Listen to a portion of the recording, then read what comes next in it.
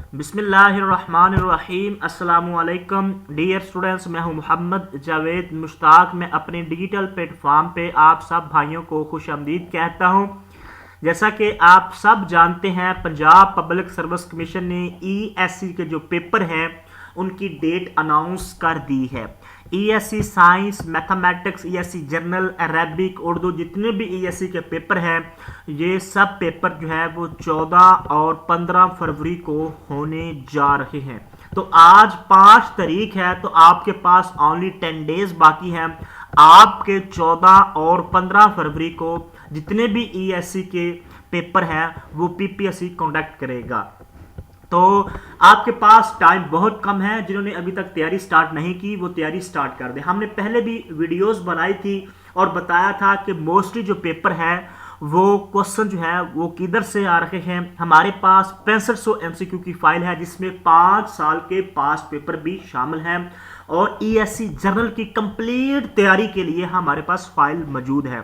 हमारे पास WhatsApp group भी है, हम डेली वहां पे डाटा भी सेंड करते हैं जो मोस्ट इंपॉर्टेंट होता है।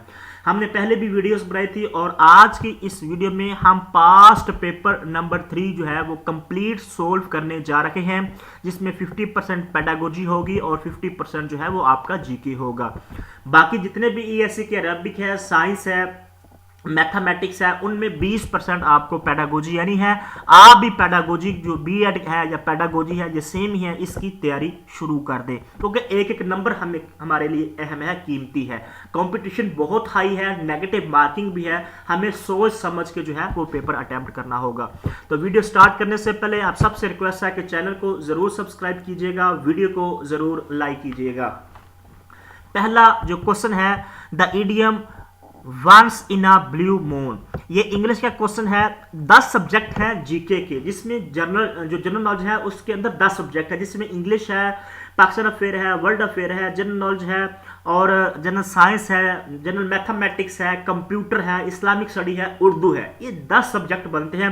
10 सब्जेक्ट में से आपको 5-5 एमसीक्यूज आने हैं। इसी तरह ये 50 एमसीक्यूज बनते हैं, जनरल नॉलेज की कैटेगरी में आते हैं। इसी तरह 50 एमसीक्यू जो है वो पेडागोजी से आपको आने हैं, जिसके अंदर भी तकरीबन 10 से 12 सब टॉपिक्स हैं और उधर से आपको 5-5-6-6 एमसीक्यूज आने हैं। तो इसी तरह आपने कंप्लीट तैयारी करनी है और ये फाइल जो हमारे पास होगी हम आगे चल के बताएंगे और साथ साथ आपको बताएंगे ये क्वेश्चन कहां से आ रहे हैं, वो आपकी पूरी मदद करेगी।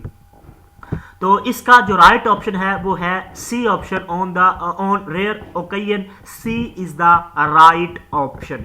हमारा जो नेक्स्ट क्वेश्चन है, ये क्वेश्चन जो है वो जनरल साइंस से लिया गया है। The SI unit of electric current, PPSC pass paper number 3 ESC journal का हम ये सोल्व कर रहे हैं। इसमें पूछ रहा है इलेक्ट्रिक करंट का एसआई यूनिट क्या है। तो इलेक्ट्रिक करंट का जो एसआई यूनिट है वो है ampere. A is the right option. ये क्वेश्चन जो है हमारी इसी फाइल के अंदर बहुत सी स्टूडेंट्स ने हमारी फाइल ली है और उनको बहुत ज्यादा फायदा हो रहा है। ऐसा यूनिट का मैंने जनरल साइंस के पोर्शन में मैंने अलग एक पोर्शन बनाया हुआ है जिसमें तमाम ऐसे यूनिट्स जो हैं वो बताए गए हैं जो मोस्ट इंपोर्टेंट 20 से 25 ऐसा यूनिट मोस्ट इंपोर्टेंट है, जिसमें एनर्जी है, हीट है, प्रेशर है, फोर्स है और इलेक्ट्रिक करंट है, इलेक्ट्रिक चार्ज। ये करंट का भी पूछ रहा है। 7 नंबर पे उन्होंने पूछा है करंट का जो ऐसा यूनिट है वो क्या है, एम्पेयर, ताकि आपका हर एंगल से हर क्वेश्चन क्लियर हो जाए। तो ये मोस्ट इंपोर्टेंट, इधर से आपको 1-2 क्वेश्चन जरूर पेपर में आने हैं। इसी तरह नेक्स्ट चलते हैं। नेक्स्ट जो हमारे पास क्वेश्चन है ये इंग्लिश का क्वेश्चन है। Take the book dash the table off, O double F आएगा, take the book off the table, A is the right option. इसी तरह हम नेक्स्ट चलते हैं। व्हेन मोहम्मद अली जना गेव 14 पॉइंट्स, ये बहुत इंपॉर्टेंट क्वेश्चन है और ये मुतद्दद बार जो है वो पीपीएससी ने पेपर्स में दिया हुआ है। तो कायदे आज़म ने 14 जो नकात हैं वो 1929 में दी हैं। 1929 में कायदे आज़म मोहम्मद अली जिन्ना ने 14 नकात पेश किए। ये क्वेश्चन भी हमारी इसी फाइल में मौजूद है। क्वेश्चन नंबर 34 को अगर आप देखिएगा बिल्कुल सेम क्वेश्चन है। अगर आप इसकी एक्सप्लेनेशन में जाएंगे, in March 1929 Mohammad Ali Jinnah presented his 14 point during a Muslim League session. Muslim League के सेशन जो दिल्ली में सेशन हो रहा था to protect Muslim rights and interest. तो वहां पे कायदे आज़म मोहम्मद अली जिन्ना ने 14 पॉइंट्स दिए हैं। एक क्वेश्चन ये भी बनता है कि 14 पॉइंट जो कायदे आज़म ने दिए हैं, इसकी तैयारी के लिए कायदे आज़म के साथ कौन सी पर्सनैलिटी है जिन्होंने हेल्प की थी, जिन्होंने मदद की थी? वो है मौलाना मोहम्मद अली जौहर। ये आपने जो इंपॉर्टेंट क्वेश्चन मैं आपको बता रहा हूं ये पीपीएससी दे चुका है, और इसी फाइल के अंदर हर क्वेश्चन आपको एक्सप्लेनेशन के साथ मिलेगा ताकि हर क्वेश्चन हर एंगल से क्लियर हो जाए। इसी तरह हम नेक्स्ट चलते हैं। नेक्स्ट जो हमारे पास क्वेश्चन मौजूद है, who is the current secretary of state of the United state of America? America का जो मौजूदा सेक्रेटरी है वो कौन है? तो मार्को रूबियो जो है, C is the right option. जो मार्को रूबियो है ये अमेरिका का मौजूदा जो है वो सेक्रेटरी है। ठीक है, ये मोस्ट इंपोर्टेंट है। प्रेसिडेंट, वाइस प्रेसिडेंट, ये आपने तमाम तर क्वेश्चन अमेरिका के हवाले से 2-3 क्वेश्चन पीपीएससी जरूर देता है। ये क्वेश्चन भी हमारी इसी फाइल के अंदर मौजूद है। Question number 269, who is the current secretary state of, बिल्कुल सेम क्वेश्चन। बी जो है वो मार्को रूबियो जो है ये करंट जो है वो सेक्रेटरी स्टेट है अमेरिका के। इसी तरह हम नेक्स्ट चलते हैं। नेक्स्ट जो हमारे पास क्वेश्चन है वो हड़प्पा जो है are in which province of Pakistan? Harappa कहां पे वाक़ है? ये सबको पता है, बिल्कुल आसान क्वेश्चन है। हड़प्पा सिविलाइजेशन वगैरह ये पंजाब के अंदर है, ये आपने याद रखना है। हड़प्पा जो है ये पंजाब के अंदर वाक़ है। इसी तरह हम नेक्स्ट चलते हैं। नेक्स्ट जो हमारे पास क्वेश्चन मौजूद है, how many articles are there in 1973 constitution of Pakistan? एक मेरी बात जरूर याद रखिए, जो कॉन्स्टिट्यूशन ऑफ पाकिस्तान है इधर से एक आधा क्वेश्चन जरूर पेपर में आता है। कभी जो 1973 के आयन की डेट पूछ लेता है, ये कब पास हुआ था, कभी 1962 का आयन पूछ लेता है, कभी 1956 का आयन पूछ लेता है। ये आपको जो 3 आयन है इनकी डेट्स के बारे में पता होना चाहिए, कब कब पेश किए गया, कितने आर्टिकल्स हैं, किस किस ने इसको जो है वो एब्रोगेट किया, किस किस ने इसको मनसूख किया, किस किस ने ये जो कॉन्स्टिट्यूशन तोड़ा। ये क्वेश्चन मोस्ट इंपोर्टेंट है और इस फाइल के अंदर तमाम तर एक्सप्लेनेशन के साथ लिखे हुए हैं। अब इसमें ये पूछ रहा है कि 1973 के जो कॉन्स्टिट्यूशन है उसमें टोटल कितने आर्टिकल्स हैं? तो उसमें 280 आर्टिकल्स हैं। D is the right option. ये क्वेश्चन भी हमारी इसी फाइल के अंदर मौजूद है। क्वेश्चन नंबर 176 चेक कीजिएगा, बिल्कुल सेम क्वेश्चन। अगर आप इसकी एक्सप्लेनेशन में जाएंगे आपको ये बता दिया गया कि इसके टोटल 280 आर्टिकल्स हैं, 12 चैप्टर्स हैं और 7 चैप्टर जो है डिवाइड है शेड्यूल में। ठीक है, इसी तरह ये कब इफेक्टिव हुआ था ये भी डेट बार बार पूछी जाती है। 14 अगस्त 1973 को ये इफेक्टिव हुआ था और इसका ड्राफ्ट किसने तैयार किया था? जुल्फकार अली भुट्टो ने। और एक और मोस्ट इंपोर्टेंट क्वेश्चन इसी आयन में पूछा जाता है कि इस सिस्टम में या इस आयन में कौन सा सिस्टम जो है वो पाकिस्तान में नाफिज है? बाइकैमरल लेजिस्लेचर सिस्टम जो है ये 1973 में फर्स्ट टाइम इंट्रोड्यूस करवाया गया था। इसी तरह 1962, 1973 और 1956 का आयन इसी तरह आप एक्सप्लेनेशन के साथ करें कि इंशाल्लाह 2-3 जो क्वेश्चन है आपके जरूर जो पीपीएससी में पूछता है वो क्लियर हो जाएंगे। नेक्स्ट चलते हैं। नेक्स्ट जो हम अगर आपको ये फाइल चाहिए, इस फाइल में हमारे पास 6500 एमसीक्यूज है जिसमें 2000 पेडागोजी के एमसीक्यूज हैं और बाकी जो है वो जनरल नॉलेज है जिसके अंदर तमाम टॉपिक्स हैं। 10 टॉपिक्स हैं जनरल नॉलेज के, ठीक है, जिसमें उर्दू है, कंप्यूटर है, मैथमेटिक्स है, साइंस है, जनरल नॉलेज है, करंट अफेयर है, पाकिस्तान अफेयर है, जियोग्राफी है, तमाम तर। इसी तरह पेडागोजी का जो 50% आपको आना है, पेडागोजी के भी तमाम टॉपिक्स इस फाइल के अंदर हैं। ठीक है, बीएड से रिलेटेड जितने भी टॉपिक्स हैं और इसी फाइल के अंदर 5 साल के पास्ट पेपर भी शामिल हैं ईएससी जनरल के। अगर आपको ये फाइल चाहिए मुकम्मल तैयारी के साथ 030390999856 0313 47 45 525 ये हमारे 2 नंबर हैं। इन दोनों नंबर पे व्हाट्सएप है, व्हाट्सएप कीजिएगा, आपको तमाम तर इंफॉर्मेशन इस फाइल से रिलेटेड मिल जाएगी। ये थोड़ी सी पेड है क्योंकि हमने बहुत ज्यादा मेहनत की इसी फाइल पे। इंशाल्लाह हमारी ये गारंटी है अगर आप इसको एक्सप्लेनेशन के साथ स्टडी करेंगे तो आप अच्छा स्कोर जरूर गेन करेंगे। हम नेक्स्ट चलते हैं। पास पेपर नंबर 3 का जो नेक्स्ट क्वेश्चन है, the international organization Human Rights Watch is based in which country? Human Rights Watch के बारे में ये पूछ रहा है, ये कहां पे वाक़या है? ये न्यूयॉर्क में वाक़या है। ए इज द राइट ऑप्शन। ये क्वेश्चन भी इसी फाइल के अंदर मौजूद है। क्वेश्चन 536 नंबर अगर चेक कीजिएगा, human HWR is located in New York. ये इंटरनेशनल नॉन गवर्नमेंट ऑर्गेनाइजेशन है और ये कब बनाएगी? 1978 को। ये भी क्वेश्चन पेपर में आया हुआ पीपीएससी की, 1978 को ये बनाई गई थी। इसी तरह हम नेक्स्ट चलते हैं। नेक्स्ट जो हमारे पास क्वेश्चन मौजूद है, name the sister of Hazrat Umar who first accepted इस्लाम। हजरत उमर रजी अल्लाह तआला अन्हु की वो कौन सी बहन है जिन्होंने इस्लाम कबूल किया था? वो है फातिमा, उनका नाम है फातिमा। ठीक है, C is the right option.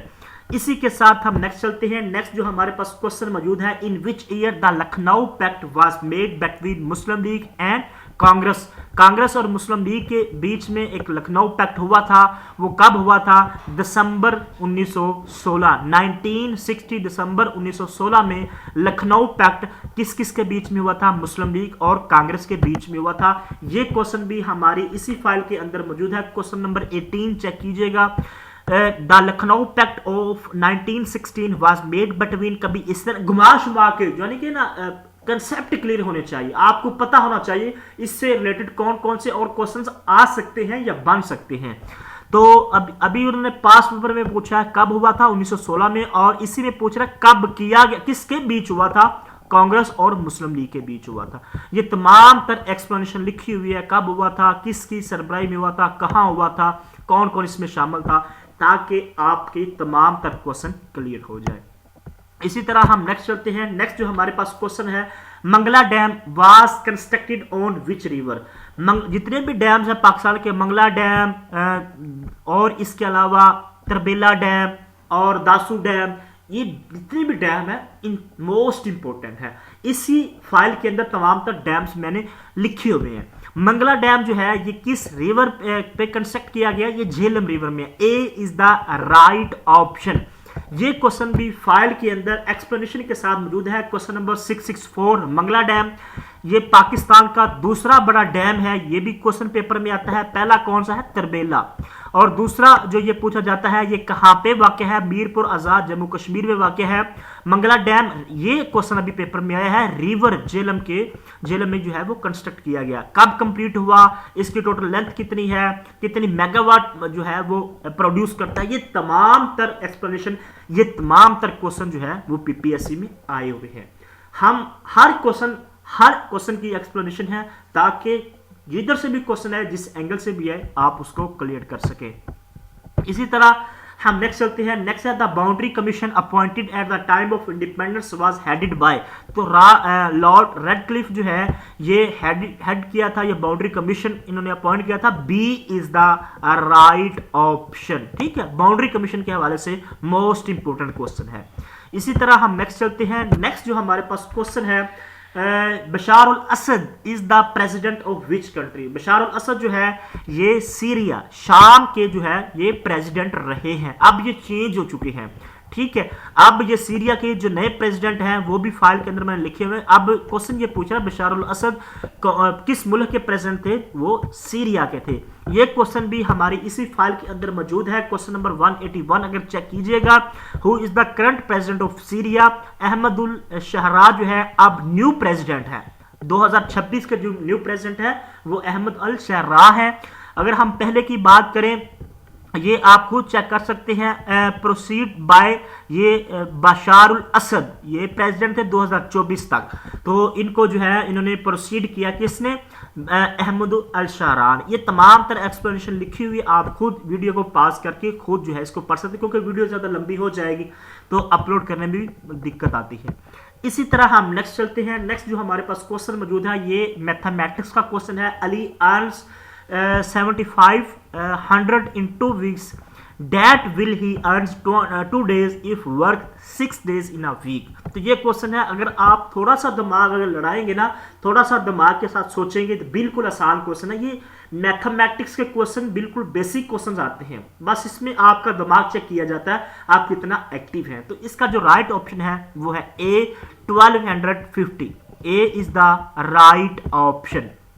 इसी तरह हम नेक्स्ट चलते हैं। ये नेक्स्ट क्वेश्चन पूछा गया, ये भी प्रेसिडेंट के बारे में पूछा गया है। इल्हाम alive is the president of. तो ये जो प्रेसिडेंट है ये अजरबैजान के प्रेसिडेंट है। ठीक है, अजरबैजान के जो है ये करंट जो है ये प्रेसिडेंट है। ये भी मोस्ट इंपॉर्टेंट क्वेश्चन है, सेंट्रल स्टेट का जो क्वेश्चन उठाया गया है ये क्वेश्चन भी ये इसी फाइल के अंदर मौजूद है। आप क्वेश्चन चेक कीजिएगा 223 223 नंबर क्वेश्चन, और इसकी एक्सप्लेनेशन भी लिखी हुई है, इसने कब ऑफिस संभाला था, कब तक ये ऑफिस में रहे थे, और the president of Azerbaijan was official visit Pakistan, इन्होंने पाकिस्तान कब विजिट किया था, 26 और 27 अप्रैल 2025 को। ये क्वेश्चन भी करंट अफेयर से पूछा जा सकता है। इसी तरह हम नेक्स्ट चलते हैं। नेक्स्ट जो हमारे पास क्वेश्चन है एंटोनिम ऑफ विड्रॉ, ये इंग्लिश का क्वेश्चन फिर तीसरा क्वेश्चन आ चुका है। एंटोनिम पूछा गया है विड्रॉ का, तो री अनाउंस जो है B is the right option, reannounce. इसी तरह हम नेक्स्ट चलते हैं। नेक्स्ट जो हमारे पास क्वेश्चन मौजूद है, the euro currency came into existence in which year, euro currency कब जो है वजूद में आई, तो 1999, A is the right option. Euro currency के हवाले से भी पीपीएससी बहुत सी क्वेश्चन देता है, ये क्वेश्चन भी हमारी इसी फाइल के अंदर 537 नंबर अगर आप क्वेश्चन चेक कीजिएगा, यूरो करेंसी कब वजूद में आई 1999 में, और इसकी फुल डेट जो है 1 जनवरी 1999, और euro coins and bank notes कब लॉन्च किए गए, ये भी क्वेश्चन पीपीएससी में आ चुका है कि यूरो के जो कॉइन्स हैं, सिक्के हैं और जो नोट्स हैं, ये कब लॉन्च किए गए, ये 2002 में लॉन्च किए गए।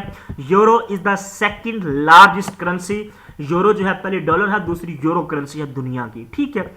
और टोटल जो है वो 20 यूरोपियन मेंबर स्टेट जो है जो करेंसी जो है यूज करते हैं। ये हाई इंपॉर्टेंट क्वेश्चन है यूरो करेंसी के हवाले से।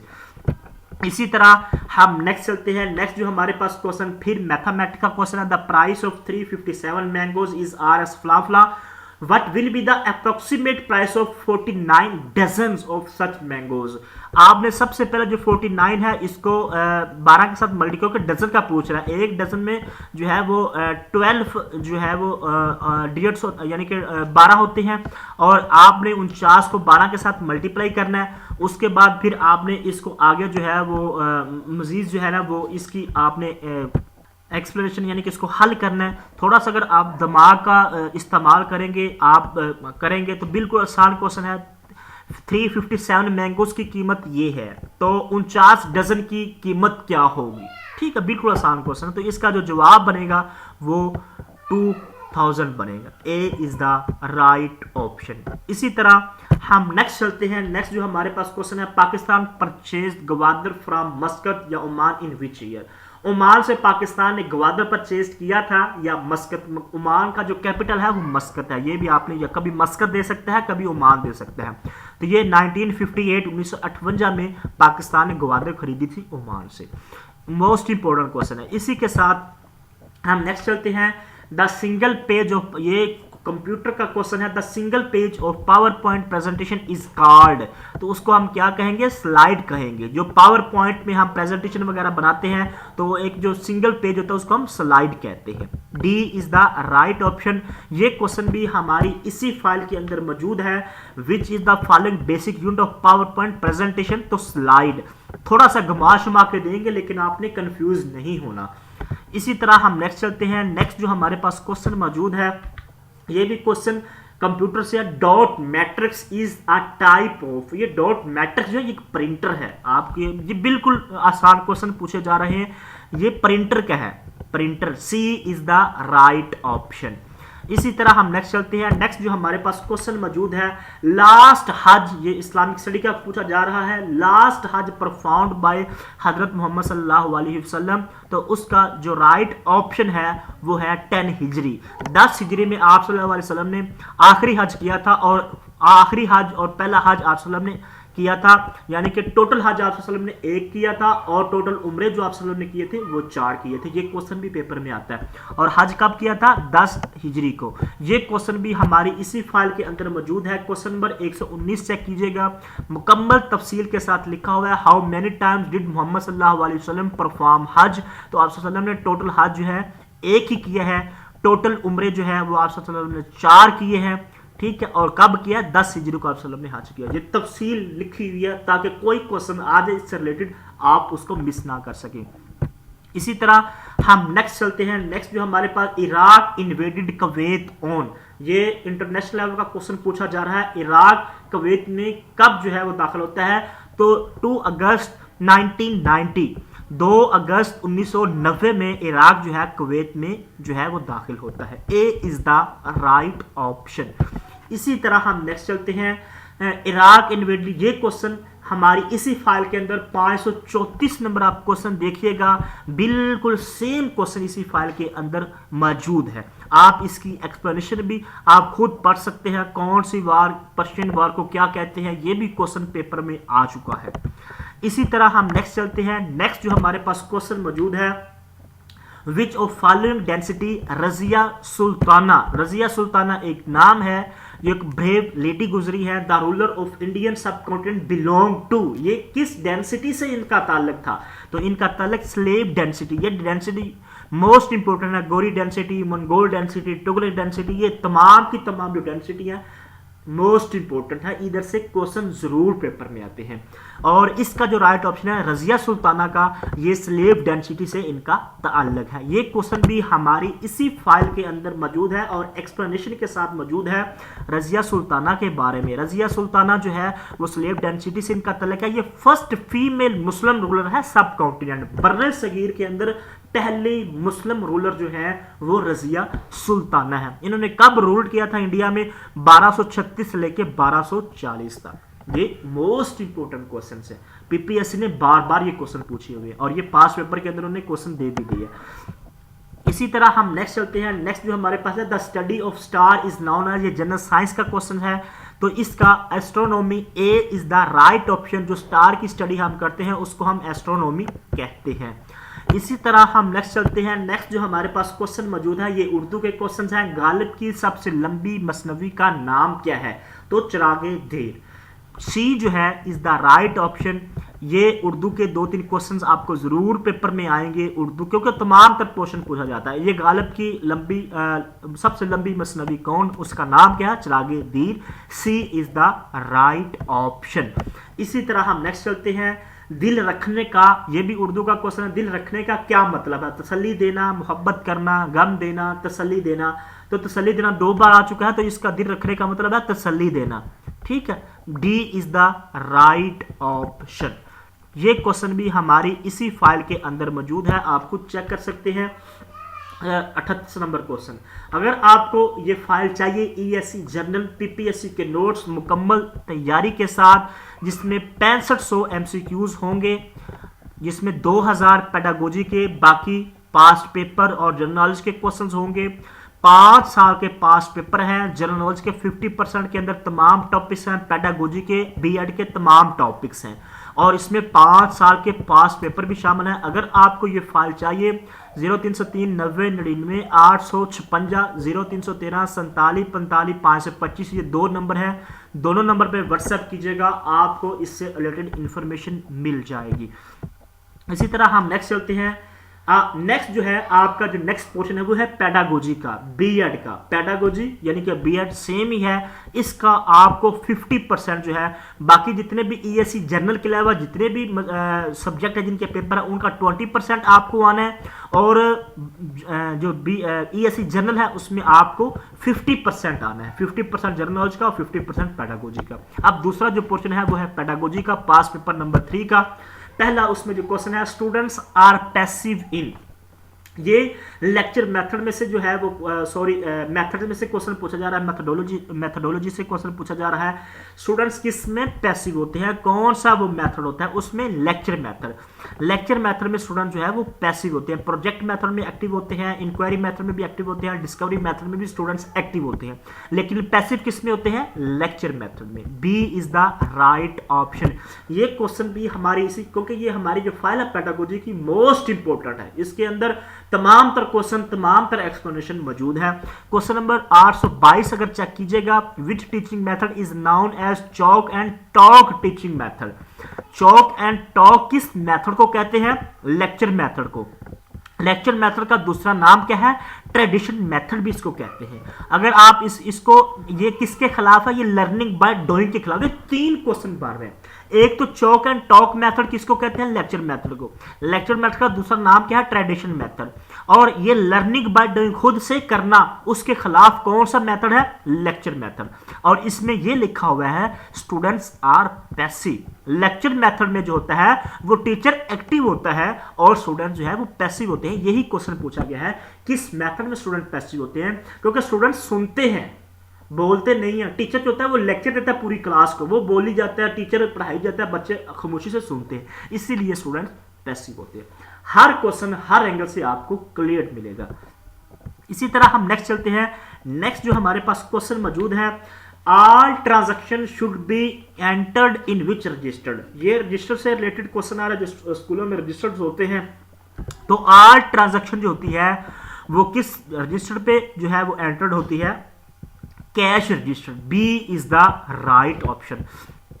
ये भी क्वेश्चन हमारी इसी फाइल के अंदर मौजूद है। कैश रजिस्टर, कैश रजिस्टर अगर आप देखिएगा, all transaction of school from day to day entered in cash book registered.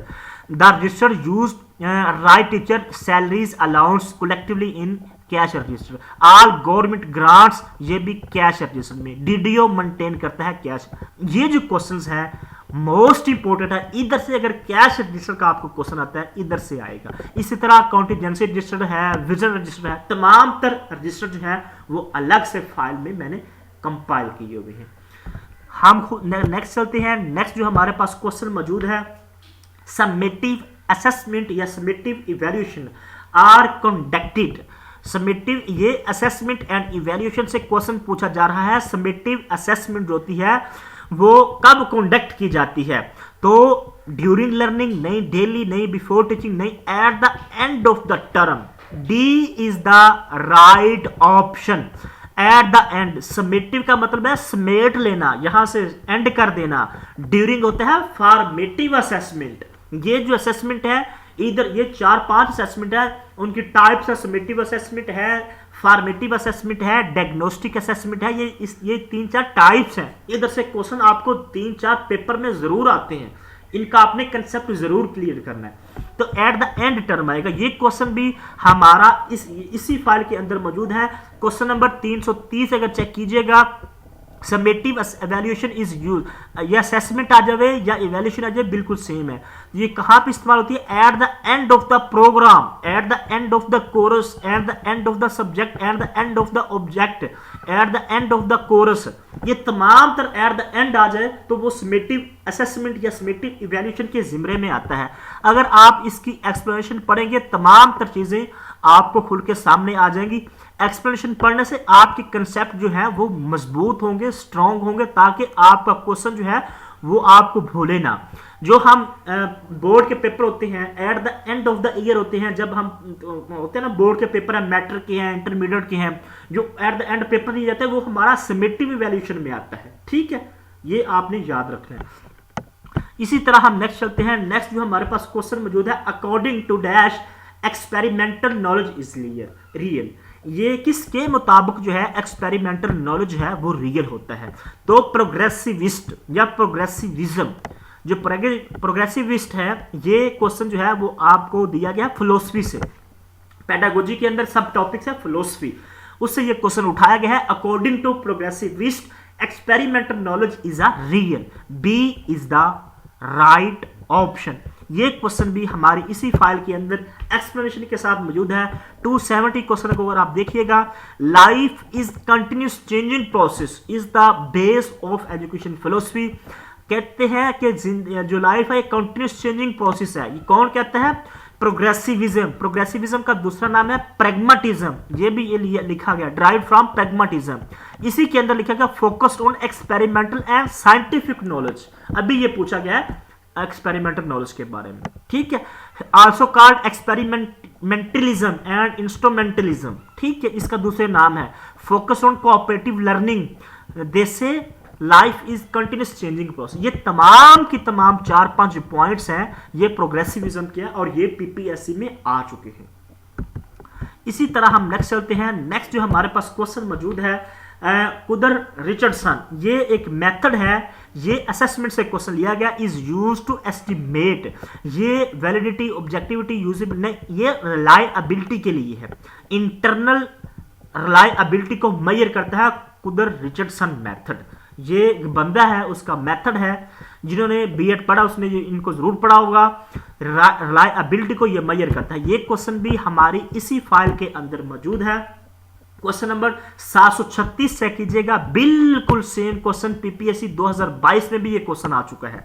अगर आप इसकी एक्सप्लेनेशन में जाएंगे, कुदर रिचर्डसन फार्मूला या टेस्ट फर्स्ट पब्लिश इन 1937, और ये इंटरनल कंसिस्टेंसी ऑफ रिलायबिलिटी को मेजर करता है। इसी तरह ये भी क्वेश्चन आप खुद चेक कर लें, इसी फाइल के अंदर मौजूद है। नेक्स्ट चलते हैं। नेक्स्ट हमारे पास the study of great books is the core of, ये क्वेश्चन भी फिलोसफी से क्वेश्चन पूछा जा रहा है। Study of the great books, ये कौन कहते हैं? ये प्रीनियलिज्म वाले कहते हैं। प्रीनियलिज्म वाले कहते हैं ग्रेट बुक्स की स्टडी किया करें, ठीक है, is the core value of perennialism. ये क्वेश्चन भी हमारा इसी फाइल के अंदर मौजूद है, एक तफसील के अंदर। ये क्वेश्चन पीपीएससी में 2016 में भी आ चुका है, ठीक है। सेम क्वेश्चन अगर हम इसके एक्सपोनेंट की बात करें या फाउंडर की बात करें, वो मेरिटेन है, एडलर है और हंट है। ये तीन बंदे हैं, ये भी पेपर में सम टाइम पूछा जाता है क्वेश्चन। इसी तरह perennialism focused on study of great books, also focused on strict classroom discipline, and perennialism focused on everlasting reality. ये जो कीवर्ड है एवर लास्टिंग रियलिटी, ये मोस्ट इंपोर्टेंट कीवर्ड है। ये एक्सप्लेनेशन है, आप एक्सप्लेनेशन जरूर कीजिएगा। इस फाइल के अंदर तमाम तर चीजें, तमाम तर एक्सप्लेनेशन मौजूद है। आप खुद चेक कर सकते हैं कितने क्वेश्चन जो हैं वो इधर से रिपीट हो रहे हैं। तमाम के तमाम क्वेश्चन जो हैं वो इधर से रिपीट हो रहे हैं। हम नेक्स्ट चलते हैं। नेक्स्ट जो हमारे पास क्वेश्चन मौजूद है, permanent difficulties in learning are investigated in. Permanent जो डिफिकल्टीज हैं लर्निंग में, वो ये असेसमेंट से क्वेश्चन है, असेसमेंट की टाइप से क्वेश्चन है, उसको हम कहते हैं diagnostic assessment. Weakness and strength को जो मालूम करने के लिए जो असेसमेंट होती है, उसको हम डायग्नोस्टिक असेसमेंट करते हैं, या permanent difficulties. D is the right option. ये क्वेश्चन भी इसी फाइल के अंदर मौजूद है, बिल्कुल सेम क्वेश्चन। अगर आप इसकी एक्सप्लेनेशन में जाएंगे, diagnostic assessment in education help educators understand their students strength, weakness, knowledge level, skill is prior to beginning instruction, ठीक है। इसी तरह हम नेक्स्ट चलते हैं। नेक्स्ट जो हमारे पास क्वेश्चन मौजूद है, chartered act was passed in. Chartered act जो है वो 1813 में, ये एजुकेशन से रिलेटेड क्वेश्चन है। 1813 में चार्टर्ड एक्ट को जो है वो पास किया गया था। ये क्वेश्चन भी हमारी इसी फाइल के अंदर मौजूद है एक्सप्लेनेशन के साथ। Question chartered act gave east India company 1813 में किया गया था। इसकी आप थोड़ी सी एक्सप्लेनेशन खुद स्टडी करें। इसी तरह हम नेक्स्ट चलते हैं। नेक्स्ट जो हमारे पास क्वेश्चन है, spare the rod and spoil the child is philosophy. ये आइडियलिज्म, ये स्टेटमेंट जो है ये आइडियलिज्म में दी है, ये भी फिलोसफी से रिलेटेड क्वेश्चन है। B is the right option, ठीक है। इसी तरह हम नेक्स्ट चलते हैं। नेक्स्ट जो हमारे पास क्वेश्चन मौजूद है, the formula to determine IQ was presented by psychology in multiple intelligence. ये क्वेश्चन है, ये जो फार्मूला है IQ का जो फार्मूला है ये स्टर्न ने दिया है। B is the right option. The formula of IQ was determined by Stern, William Stern इसका पूरा नाम है। B is the right option. ये क्वेश्चन भी 378 नंबर क्वेश्चन, बिल्कुल सेम क्वेश्चन। अगर आप इसकी एक्सप्लेनेशन में जाएंगे, the IQ was originally computed by taking the ratio of mental age to the chronological age या फिजिकल एज मल्टीप्लाई बाय 100। ये इसका फार्मूला भी एक्सप्लेनेशन में मैंने लिख दिया। इसी तरह हम नेक्स्ट चलते हैं। नेक्स्ट जो हमारे पास क्वेश्चन मौजूद है, रिसर्च इंटेंडेड। ये रिसर्च से क्वेश्चन आ चुका है। intending to explore the effects of possible factors for the organization of effective midday meal interventions, which research method is suitable। तो ये एक लंबी स्टेटमेंट है, आपने लंबी स्टेटमेंट देख के घबरा नहीं जाना, आपने देखना है कोई ना कोई कीवर्ड्स अंदर आ जाएगा। तो इसका जो राइट ऑप्शन है वो है x post facto method. X post facto method, ये क्वेश्चन बिल्कुल सेम क्वेश्चन हमारे इसी फाइल के अंदर मौजूद है। मैं आपको बताता हूं, ये आप चेक कर लें, 624 नंबर क्वेश्चन, बिल्कुल सेम क्वेश्चन, थोड़ा सा इसमें चेंजिंग है लेकिन सेम क्वेश्चन है, एक्स पोस्ट फैक्टो रिसर्च। अब एक्स पोस्ट फैक्टो रिसर्च होती क्या है, अगर आप इसकी एक्सप्लेनेशन में जाएंगे आपको अंदाजा हो जाएगा। ये उन्होंने एग्जाम्पल जैसे आपसे क्वेश्चन पूछा है। एक्स पोस्ट फैक्टो का जो दूसरा नाम है वो है causal comparative research. Ex post facto research is a kind of research in which the research predict subject the possible causes behind the behavior, action or event or effect that has already occurred। यानी कि जो काम पहले हो चुका हो उसकी काज, उसकी वजूहात देखने के लिए जो हम रिसर्च करते हैं उसको हम एक्स पोस्ट फैक्टो रिसर्च कहते हैं। दोबारा फिर, जो काम पहले हो चुका हो, that has already occurred, उसकी हम वजूहात को देखने के लिए या उसको देखने के लिए कि ये जो फैक्ट हुआ है कैसा हुआ है, इसको हम कहते हैं एक्स पोस्ट फैक्टो रिसर्च या काजल कंपैरेटिव रिसर्च। ये दो नाम है, एक्स पोस्ट फैक्टो रिसर्च और काजल कंपैरेटिव रिसर्च। इसी तरह हम नेक्स्ट चलते हैं। नेक्स्ट जो हमारे पास क्वेश्चन मौजूद है, an educational approach that functions beyond the boundaries of the traditional formal system। traditional formal system के beyond है, either independently or integrated within a broader framework specially designed to address target learning object and audience, is technique termed as formal, non-formal, informal। तो ये है non formal. अब non formal education, ये बिल्कुल simple term है, ये थोड़ी सी उन्होंने एक्सप्लेनेशन लंबी दे दी है और स्टेटमेंट लंबी दे दी है, आपने घबराना नहीं है। आप एक्सप्लेनेशन जैसे ही स्टडी करेंगे, पढ़ेंगे, आपको अंदाजा हो जाएगा। लंबी स्टेटमेंट देख के आपने क्वेश्चन स्किप नहीं करना। बहुत स्टूडेंट्स होते हैं जो लंबी स्टेटमेंट देख के क्वेश्चन स्किप कर देते हैं, आपने ऐसा नहीं करना। तो इसका जो राइट ऑप्शन है वो है नॉन फॉर्मल। अब नॉन फॉर्मल एजुकेशन क्या होती है जी, सबको पता है। फॉर्मल एजुकेशन क्या होती है, जो ट्रेडिशन हो, जिसका टाइम टेबल होता है, एक पीरियड होता है और जिसमें रूल्स रेगुलेशंस होते हैं, उसको हम फॉर्मल्स कहते हैं, जो एक स्कूलों और कॉलेजेस वगैरह में जो तालीम दी जाती है। नॉन फॉर्मल वो होती है जैसे कि अल्लामा इकबाल ओपन यूनिवर्सिटी, ठीक है, ये नॉन फॉर्मल है, ये उसी की बात कर रहा है। ये कह रहा है कि an education approach that function beyond the boundaries of the, जो ट्रेडिशन से थोड़ी सी हट के हो, ठीक है, जो इंडिपेंडेंट भी हो और इंटीग्रेटेड भी हो, ठीक है, मिलती जुलती हो, ठीक है, और उसका ब्रॉडर फ्रेमवर्क हो, specially designed to address the target learning objective, और उसके कुछ लर्निंग ऑब्जेक्ट भी हो, टारगेट भी कर रही हो लर्निंग ऑब्जेक्ट को, ऑडियंस को, तो इसको हम नॉन फॉर्मल कहते हैं। और इनफॉर्मल जो होती है, जो हम लाइफ टाइम हमारे साथ चलती है, जो हम घरों से, फैमिली से, स्कूलों से, कॉलेज से सीखते हैं या बाहर दुकानों से, शॉप से, कहीं से भी सीखते हैं, उसको हम इनफॉर्मल कहते हैं। जो हम चलते फिरते सीखते हैं, ये लाइफ लॉन्ग चलती है, ठीक है। ये मोस्ट इंपॉर्टेंट मैंने आपको तीनों टर्म समझा दी। ये क्वेश्चन भी हमारी इसी फाइल के अंदर मौजूद है। नॉन फॉर्मल एजुकेशन हैज आ, ये फ्लेक्सिबल इसके रूल्स होते हैं, और एंट्री एंड एग्जिट इसके फ्लेक्सिबल रूल्स होते हैं। इसकी एक्सप्लेनेशन मैंने दी हुई, आप इसको स्टडी कर लें। आगे इनफॉर्मल भी है, नॉन फॉर्मल, तमाम तर चीजें जो है इसी फाइल के अंदर मौजूद है। नेक्स्ट चलते हैं। नेक्स्ट जो हमारे पास क्वेश्चन मौजूद है, action oriented research is termed as, ये क्वेश्चन भी रिसर्च से रिलेटेड है। Action oriented research is termed है अप्लाइड रिसर्च। ये अप्लाइड रिसर्च से बिल्कुल सेम है। एक्शन रिसर्च जो होती है ये कहां से ओरिएंटेड है, अप्लाइड रिसर्च से रिलेटेड है। ए इज द राइट ऑप्शन। ये क्वेश्चन एक्शन रिसर्च से रिलेटेड क्वेश्चन, अप्लाइड से रिलेटेड क्वेश्चन, 2-3 क्वेश्चन जरूर पेपर में घुमा के दिए जाते हैं। ये क्वेश्चन अप्लाइड रिसर्च से रिलेटेड क्वेश्चन मैंने तफसील के साथ लिखा हुआ है, आप इसको पढ़िएगा। Applied research also called field research because applied research done in field. Applied research concerning using और थ्योरी टेस्टिंग। अप्लाइड रिसर्च होती है, इससे हम क्या करते हैं, थ्योरी को टेस्ट करते हैं। Applied research use to solve specific practical problems, ठीक है। Applied research use application concept and practical concept. Basic research related with developmental theories, applied research related with testing theories. ये दो डिफरेंट है, difference है इनमें। Basic research पे type है research की जो कि थ्योरीज को डेवलप करती है, और अप्लाइड रिसर्च जो है थ्योरी को टेस्ट करती है। ये क्वेश्चन मोस्ट इंपोर्टेंट है, ये मैंने फाइल के अंदर एक्सप्लेनेशन के साथ लिखे हुए हैं ताकि आपका कोई क्वेश्चन मिस ना हो।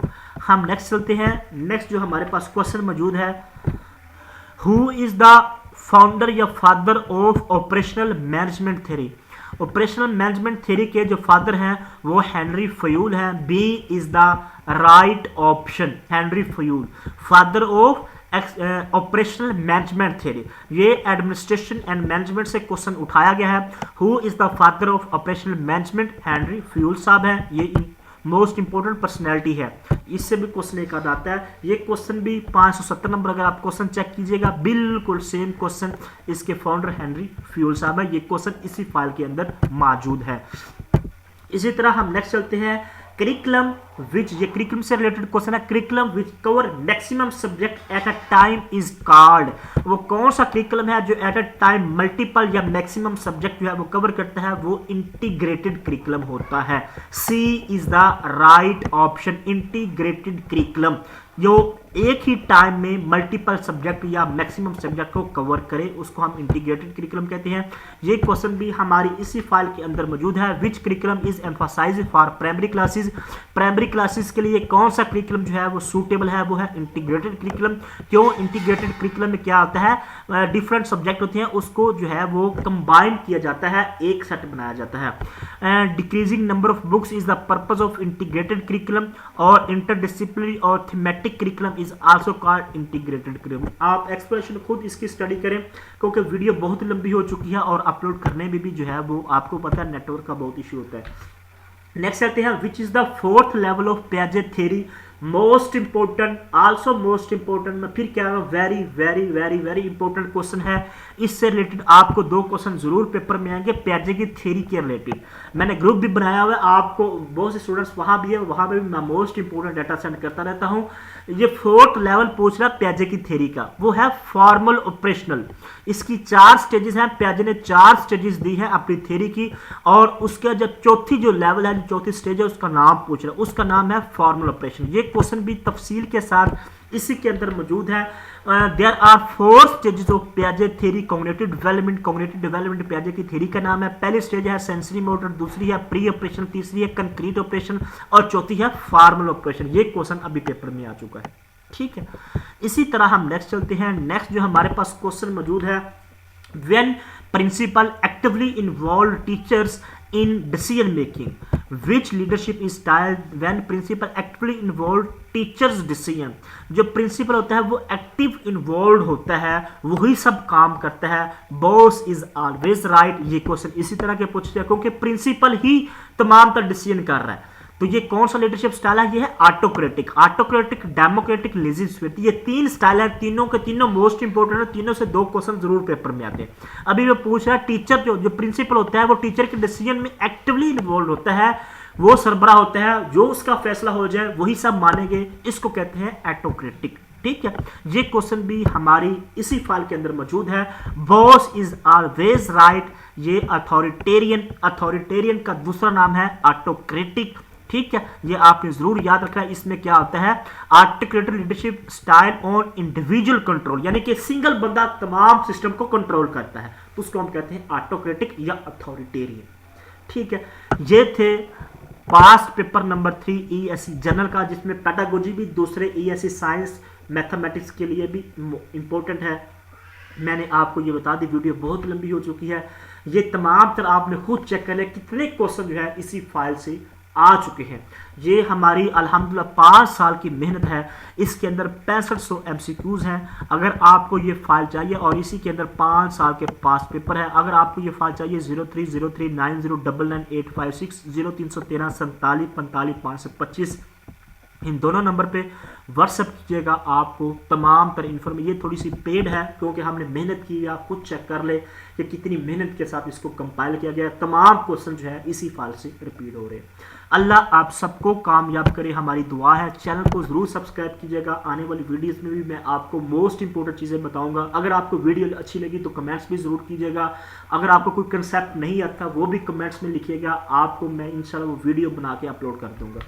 अल्लाह आप सबको कामयाब करे, हमें दीजिए इजाज़त, अल्लाह निगहबान।